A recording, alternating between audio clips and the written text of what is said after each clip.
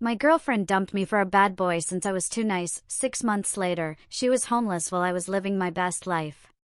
He words hit me like a punch. You're too boring to love.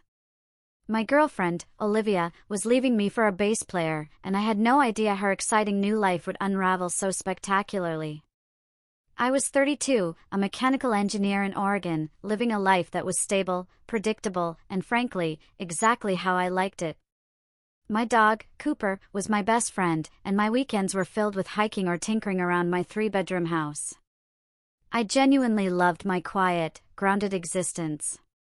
My career path was clear, finances solid. I wasn't drowning in debt. I could actually afford a vacation without triple-checking my bank account. My friends joked I was the dad friend, always prepared, always reliable. I never thought that would be a problem. Then I met Olivia. We were together for 3 years, and for most of that time, things felt genuinely good. We clicked instantly at a coworker's barbecue. She was everything you'd want, easy to talk to, kind, always laughing at my terrible jokes. She worked as a dental receptionist, lived with a roommate, but spent most nights at my house. She'd say my place felt like a real home. She'd bring treats for Cooper, cook dinner while I worked on projects. We watched movies, like a perfectly normal couple. I thought we were building something truly real. The first crack? It was so slow, so subtle, I barely registered it. Olivia had a new friend group, everything I wasn't. Unemployed musicians, bartenders working a few nights a week, people living out of vans, calling it freedom. I didn't hate them, they just weren't my tribe. But Olivia started spending more and more time with them. She'd come back from their hangouts, eyes distant, like she'd glimpsed a world I could never understand. She'd drop little comments at first, innocent-sounding things. How a friend bought a motorcycle and just left for Florida, no plan. Or how another quit his job to follow his band, wasn't that brave and romantic? I'd nod, confused. To me, those sounded less like bravery and more like impending financial ruin. Then the comments sharpened. Maybe we should be more spontaneous, she'd say. Take a random road trip. Stop planning everything. I honestly tried. Surprise weekend getaways, skipping my Saturday routine, doing whatever she wanted. But it was never enough. Because I couldn't change who I fundamentally was. I check the weather before hiking. I schedule oil changes. I read instruction manuals. That's just how my brain works. The breaking point arrived on a Tuesday, out of nowhere. I'd just gotten home, planning to install some garage shelves. Olivia was on the couch, a look on her face I'd never seen. She didn't even let me put my bag down. We need to talk, she said. I sat. Cooper instantly rested his head on my knee, like he knew. Olivia just stared for a long, silent 10 seconds before speaking. She told me I was too nice. Not as a compliment, but like a flaw. Like my stability, my consideration, was ruining her life.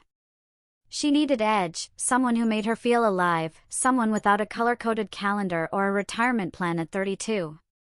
I asked if there was someone else. I'm not stupid. The shift in her expression confirmed it before she even spoke. His name was Caleb. 29, played bass in Broken Pavement, a band doing open mics and dive bars. He was everything I wasn't. Olivia said he was exciting, lived in the moment, that with him, anything could happen. I just sat there, trying to absorb it. My 3-year relationship was ending because I had my life together. She packed that night. I didn't try to stop her.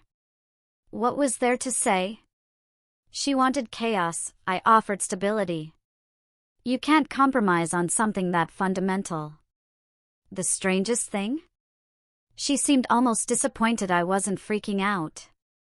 Like she expected begging, yelling, some grand dramatic gesture. Instead, I helped carry boxes to her car, handed back her spare key, and watched her drive away. Cooper sat beside me on the porch. I remember thinking, at least my dog will never leave me for a bass player. The next few weeks were strange. I plunged into renovating my bathroom. There's something surprisingly therapeutic about smashing tiles with a sledgehammer.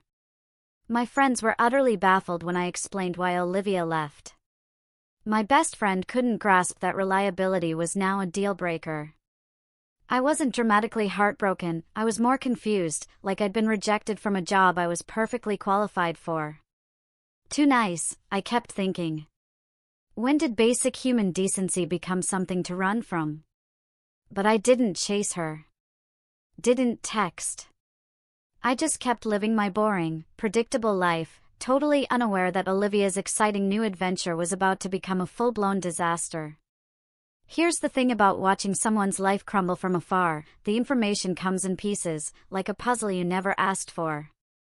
By the time you see the whole picture, it's already too late for them. About 3 weeks after Olivia left, stories started trickling back. Through mutual friends. The kind of details that just spread. Caleb, the exciting bass player, the edge Olivia craved? He was exactly what you'd expect from someone in a band called Broken Pavement. 29 years old, working part-time at a downtown music shop, and I use worked loosely, given he called in sick twice a week. No place of his own.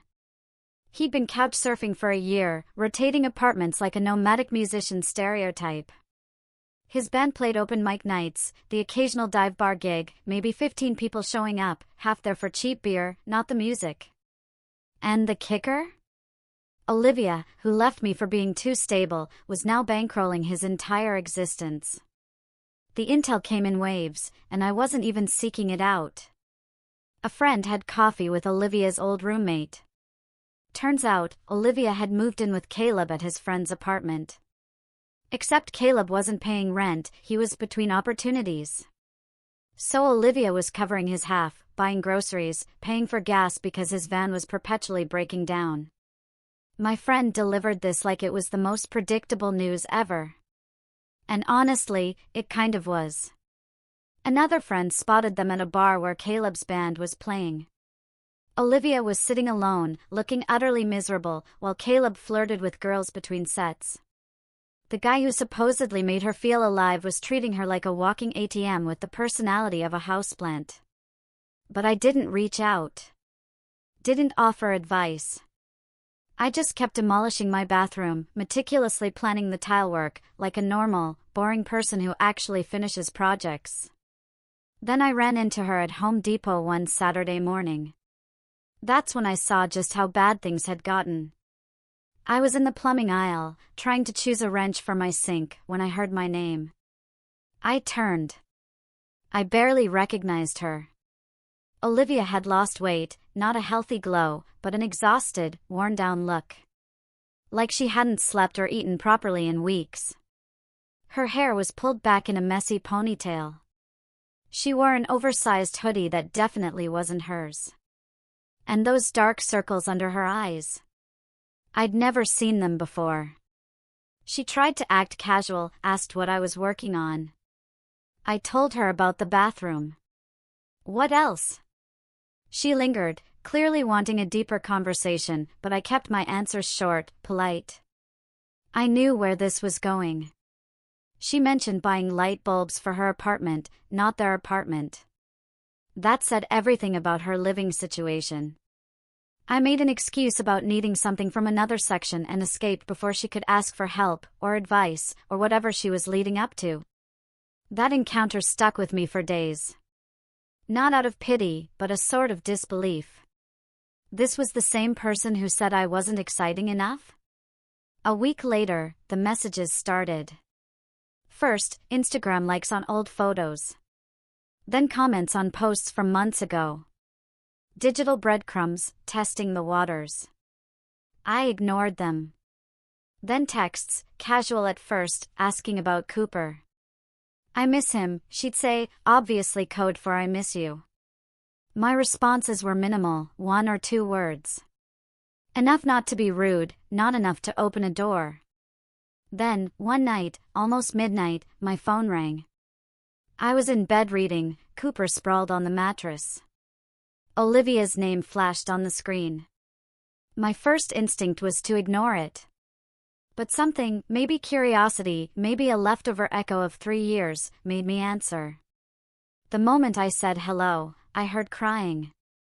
Not quiet tears, but wrenching sobs, the kind where you can barely breathe. She tried to explain. Words came out in ragged fragments. Caleb had spent their rent money on a vintage guitar from Craigslist. A massive fight.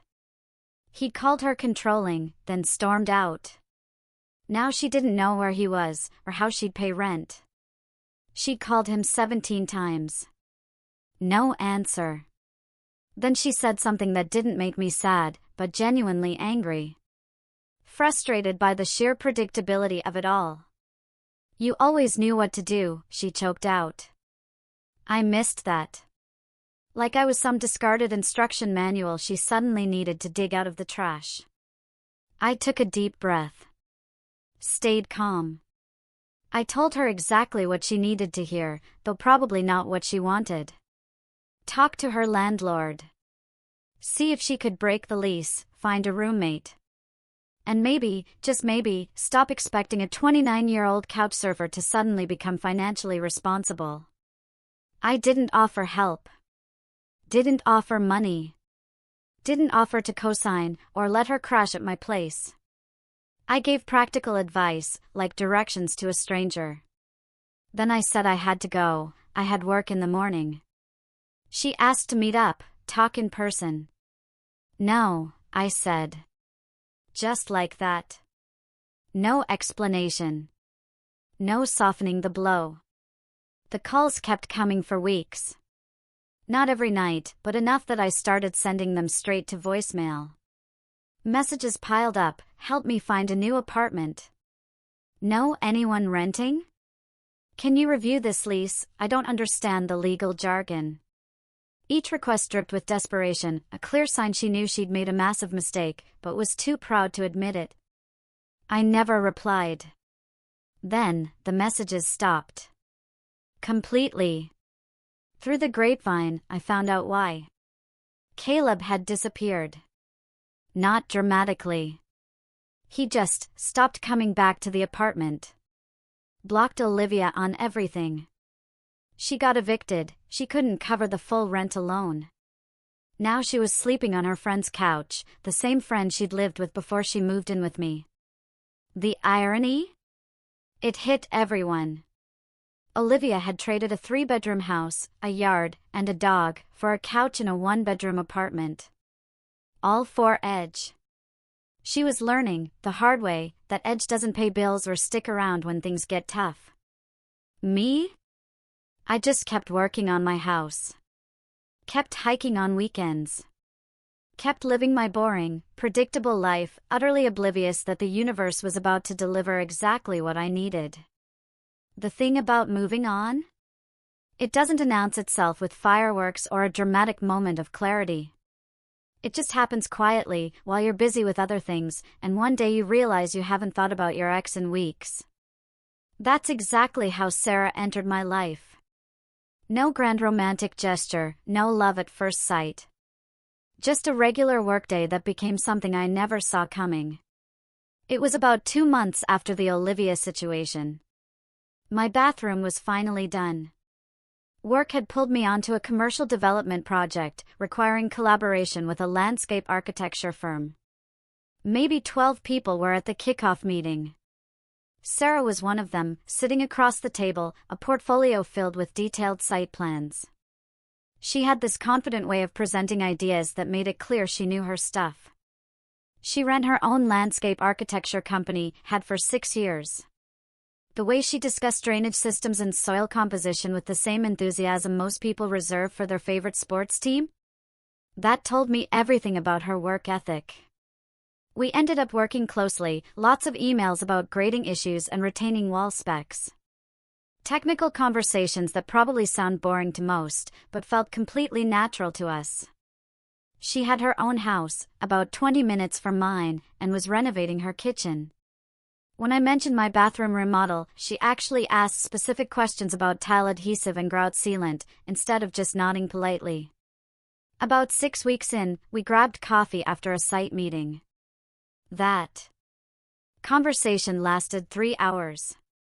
Neither of us even noticed. She told me about starting her business right out of grad school, buying her house as a fixer-upper, transforming it slowly. How she had 2 rescue dogs, absolute chaos, but she adored them. I told her about Cooper, my hikes, how I'd spent the last few months working through a breakup by demolishing walls with a sledgehammer. She laughed, not judging, but with this understanding that made it clear she got it. Then she said something that hit me harder than I expected: being boring is underrated. Reliability is attractive. Not as pity, but a genuine observation, like she'd figured out something most people miss their entire lives. We officially started dating a week later. The difference between being with Sarah and being with Olivia was like comparing a professionally built house to one held together with duct tape and wishful thinking. Sarah didn't need me to be spontaneous or edgy. She just needed me to show up, be consistent, which, honestly, was the only thing I'd ever been truly good at. We'd plan weekend trips months ahead. We'd text about contractor recommendations and building codes. Somehow, that felt more romantic than any random midnight adventure ever could. Her friends were architects, engineers, project managers, people who understood a 5-year plan wasn't boring, it was smart. About 4 months into dating Sarah, so roughly 6 months after Olivia left, I ran into Olivia and Caleb at a grocery store. That encounter summed up everything. Sarah and I were there, picking up dinner supplies, having one of those easy conversations about trying a new recipe or just making pasta. We turned down the produce aisle. And there they were, Olivia and Caleb, standing by the organic apples, clearly arguing about money. Caleb looked exactly as you'd expect: ripped jeans, faded band t-shirt, that perpetually exhausted expression of someone who'd couch-surfed too long. Olivia looked better than at Home Depot. She'd clearly gotten some sleep, started eating. But there was this new hardness in her face, like life had spent months teaching her lessons she didn't want to learn. They both saw us at the same time. I watched Olivia's entire body language shift. Her eyes darted from Caleb, to me, to Sarah. You could almost see her brain doing the math, comparing where she ended up versus where I ended up. Caleb, being the absolute genius he was, decided to speak. He smirked at me. Still boring, I see. Sarah, without missing a beat, looked him up and down. Still broke, she said. I see. I didn't say a word. Just put my arm around Sarah and kept walking. But I heard Olivia snap at Caleb behind us. Something about him making everything worse. I never found out what happened next. I genuinely stopped caring. The rest fell into place exactly as it should have. Sarah and I moved in together about 8 months later. Bought a house that needed work, but had good bones. Exactly the kind of project we both loved. Cooper instantly clicked with Sarah's dogs. Our weekends became a perfect routine: hardware store runs, hiking trails, tackling renovation projects together. We got married a year later. A small, intimate ceremony, just the people who truly mattered. Through mutual friends, I eventually heard Olivia had moved back in with her parents, landed a more stable job at a medical office, and was dating someone in finance. Good for her. I honestly hope she found what she actually wanted. Caleb, as far as I know, is still sleeping on couches and playing dive bars, waiting for his big break that's never going to come. Talent without discipline is just expensive noise. And me? I'm living in my boring, predictable house with my wife who thinks reliability is attractive. Working on boring engineering projects and planning boring vacations 6 months in advance. I've never been happier. Here's what I learned from all of it: bad boys give you stories, but good men give you a future. Olivia wanted excitement and got chaos. She wanted edge and got instability. She wanted someone who lived in the moment and got someone who couldn't plan past next weekend. Meanwhile, I just kept being exactly who I'd always been. And somehow, that turned out to be exactly what the right person was looking for all along. The universe has a weird sense of humor. You spend years thinking your stability is a flaw, that being responsible and reliable makes you invisible, and then someone comes along who sees those exact qualities as the most attractive things about you. Sarah didn't want me to change, or be more spontaneous, or develop some mysterious edge. She wanted me to keep being the guy who checks the weather before hiking, reads instruction manuals, and has a retirement plan at 32. She wanted boring. And I gave her boring. Together, we built something truly real out of it. The last I heard about Olivia was actually from her mom. That was probably the strangest twist in this entire story. About a year after everything went down, I got a Facebook message from Olivia's mom. She thanked me for not taking Olivia back when she tried to crawl back. She said Olivia needed to learn actions have consequences, that excitement isn't a substitute for partnership. She said I'd always been good to her daughter, and she was sorry for how things ended. I didn't respond. What do you even say to that? But it was weirdly validating to know even Olivia's own mother recognized the ridiculousness of the whole situation. So yeah. My girlfriend told me I was too nice. Left me for a guy with edge. And 6 months later, she was sleeping on couches while I was living my best life. Not because I changed, or became someone I wasn't, but because I stayed exactly the same and waited for someone who actually appreciated that. Being boring isn't a bug. It's a feature. The right person will see that. The wrong person will leave you for a bass player who can't pay rent. And honestly, that's the best favor they could ever do for you.